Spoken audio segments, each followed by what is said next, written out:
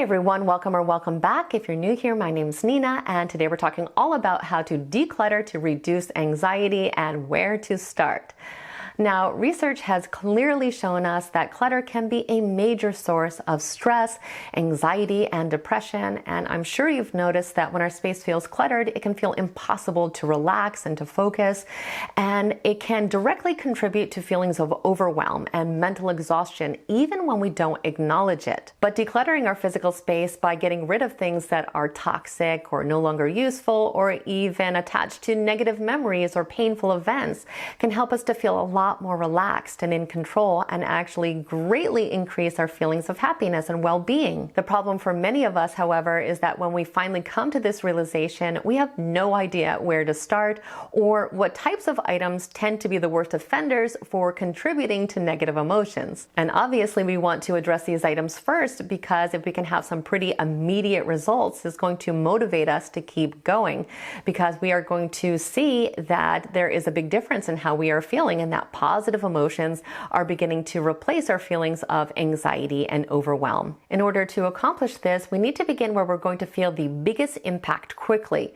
So today I wanted to share with you a list of the areas and the items to focus on first so you can start feeling better right away. So let's jump right in and talk about these specific items that we need to get rid of that are likely causing us anxiety, that we really do need to address before we even think about decluttering the rest of the house, because they truly are toxic. The first is anything associated with a negative or painful memory. So for example, if we still have visible items in our home that are connected to a past relationship that didn't end well, or a phase of our life that brings up painful memories or feelings, these things really do need to leave our home as soon as possible, because otherwise they're going to repeatedly trigger us and we will continuously feel emotions like guilt, sadness, and resentment. And if you don't yet feel ready to permanently get rid of these items, that's okay. At least box them up and get them out of sight.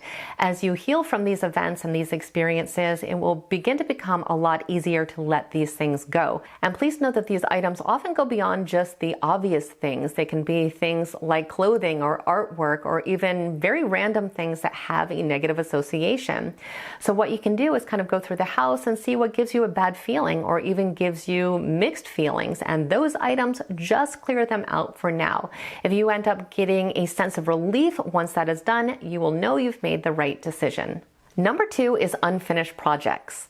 If we are not currently working on something, it should not be in our living space. Subconsciously, these items are continuously giving us negative messages like we're a failure, or we never complete things, or we always waste money. So this is something that we do need to be aware of. Be compassionate with yourself and understand that if these things remain in view, they will continue to lead to feelings of guilt, shame, and anxiety, and they will begin to affect your self-esteem. And when we're talking about those projects that we really have lost interest in or really just don't care about anymore, sometimes just letting ourselves off the hook and telling ourselves that it's okay if we never want to continue with this can feel like a huge weight off of our shoulders. But if we're really not 100% sure yet, the same thing can apply. Just pack it all up and get it out of eyesight.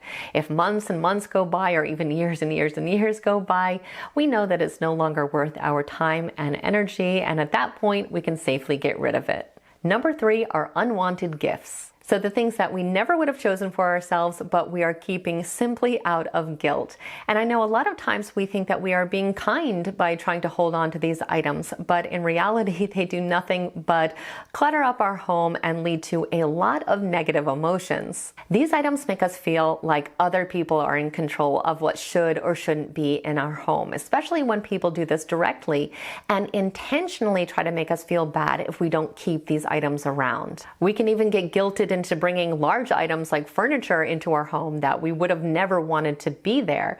And in the future, we can work on becoming more assertive so we don't allow these items to come into our home in the first place. But for now, we can simply work on getting them out of our space. And in the cases where it's more along the lines of people you genuinely love simply giving you gifts that you really don't like, just remember that their intention behind giving you the gift was to try to make you happy and to show their love for you, not to burden you with guilt or anxiety. So we can appreciate the gesture and receive the love that was intended by the gift but still separate these feelings with whatever we choose to do with the actual material object. So there you have it. Those are the items that I have found to be most commonly directly linked to anxiety. But keep in mind that every person is different, and it's so important that we think about our own unique situation and unique life and identify the types of clutter that could be causing us to feel anxious or depressed. When we have the courage to finally declutter these items, or at least move them out of our living space, we're going to notice that we immediately start experiencing a lot less negative emotions. But as someone who used to greatly struggle with clutter, I know that this is oftentimes a lot easier said than done. So if you feel like you need a little bit more support in your decluttering journey, I do have an entire playlist on this topic that I will go ahead and link down in the description box below, so definitely check that out. I truly hope that you found today's video to be helpful and insightful. If you did, please like it, share it, and definitely become a subscriber if you aren't one already. I would absolutely love it if you stayed connected. I want to thank you so much for spending time with me today, and I hope the rest of your day is extraordinary.